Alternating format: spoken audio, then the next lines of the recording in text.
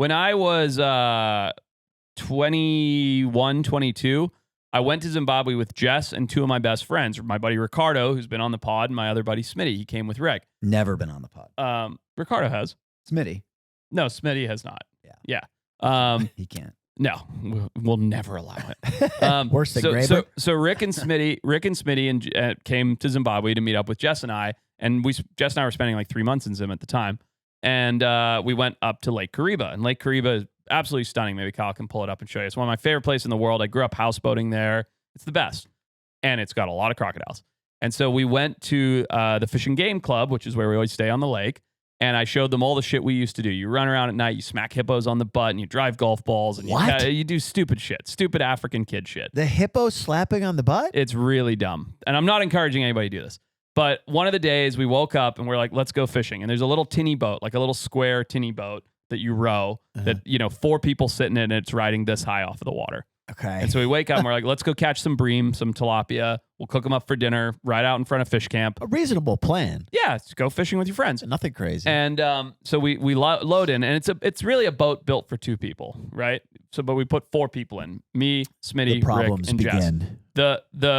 The gunnel of the boat is riding about this high off the water, like a canoe does, but you could tell we're way overloaded. What's a gunnel, sir? The side of the boat. Okay, good. So we go on the, and we're rowing and splashing and making noise and having fun. And there's hippos all over this lake, crocodiles, huge conditioned crocodiles to eat fish and stuff. Because where you fish camp is where you clean your fish and throw the frames back out. So there's a lot of big crocs. So there's crocs sitting there waiting. Oh, all day long. You see them all day long. But they don't typically mess with a big square tin boat that 4 adults can sit in. Yeah. Well, 2. Typically. Two adults. So we go out, we fish, we catch 4 or 5 fish, whatever. And then we come back. And as we come back, there's 2 guys waiting there, two African guys. And they're like, hey, boys, how's it going, man? Like, hey, yeah, hi, guys. And they're like, hey, can we take the boat and go across to get some scud? It's like beer. Yeah. It's like, yeah, of course, go ahead. Because they were like going to borrow it from us, paddle across. There's like a little bar shop on the other side of the lagoon, buy some beer and come back. And I was like, yeah, of course. So we get out of the boat, the tinny, and these 2 guys get in. Big, strapping Shauna black guys, like big, really athletic, handsome guys. Okay. They we're not even from me to Kyle. They row like 1, 2, 3. Boom, smash right under the canoe.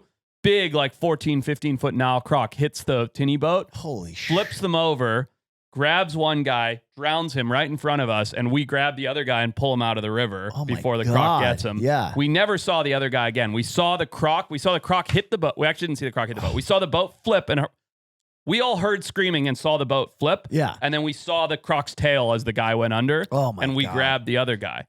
That is horrific. And the story goes on a little bit. Like we gave him some money and blah, blah, blah, because his family came by, and there was a wailing ceremony, which is a Shauna thing they do.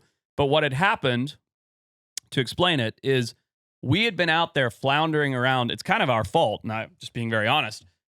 You never could have predicted this, but we had been out there in this little boat floundering around, making noise, splashing, catching fish, having fun. Yeah. And this big croc had locked in that because the boat was so tippy and overweighted and shit, it was going to try and eat us. But then we had pulled the boat in before it had made its attack, and it had probably sunken down and waited. And then these 2 other guys got in, pushed off, and it came up and hit it and killed that guy. Literally, I'm not kidding. From like me to Kyle, it killed that guy. It's unbelievable. shit. No, I did not. How are we on podcast 400 and you've never I thought I told story? that story in the early days. No, Yeah. dude, that is horrific. So I mean, you watched. So the guy we never saw him get murdered. Right. We just saw the croc tail and a big splash and screaming, and we were pulling the one guy out. Yeah, and the other guy was gone. That is unbelievable. And that then took a dark turn. They were just going to get some shub. That's yeah, terrible. Scud. Yeah, Scud. And then so We've got it real good over here in the U.S. His family came, and we looked for the body. We went out at night with speedboats, with flashlights, couldn't find anything. His family came. We paid for their wailing ceremony, which is like a thing the Shauna culture do.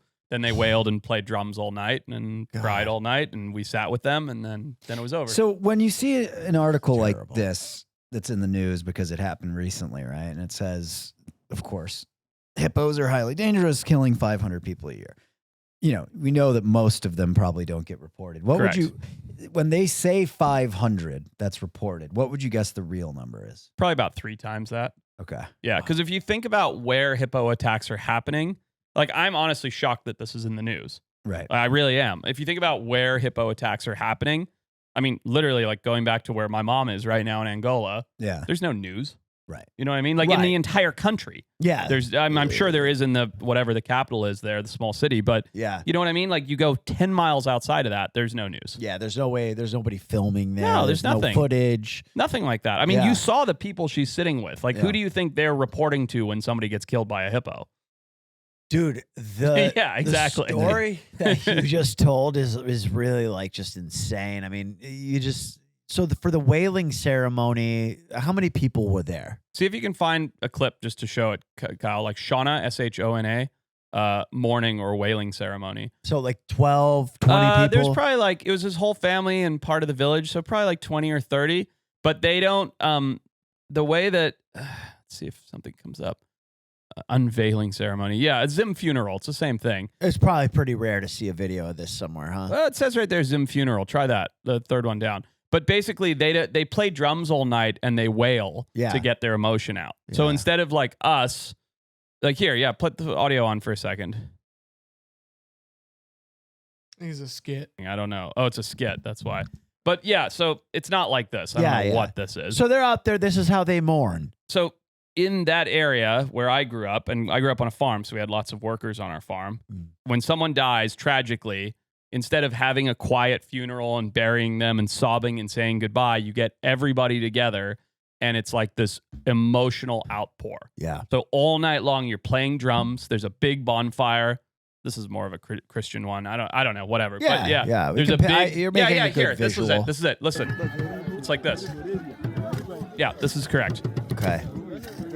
And so you're singing and you're clapping and you're crying, and it goes through like happy sometimes and then very upset sometimes, and you stay up all night and do it. And then by the morning, you're like sort of over it. Yeah. You're not over it, but it's very did it? different in the sense. I mean, look, it's not my culture. I'm not Shauna, but from my understanding of experiencing it and seeing it many, many times in my childhood, by the time the next day the grieving process is like most of the way over. Yeah. Versus when we lose someone here, you grieve for 6 months or a year because you never like let it out fully. Right. Yeah, so it's very They're interesting. probably like somewhat more accustomed to these types of things happening out there. Well, it's literally daily. Yeah, man, that is crazy. I can't believe you never told that. I thought I story. had. I thought I told it on an early pod. Oh boy. No, Yeah. definitely not. Oh, I have pictures we I can would cut in remember too. No, there's no body pictures, but pictures of when course. we were at the lake and the boat and all that. How yeah. big was the croc?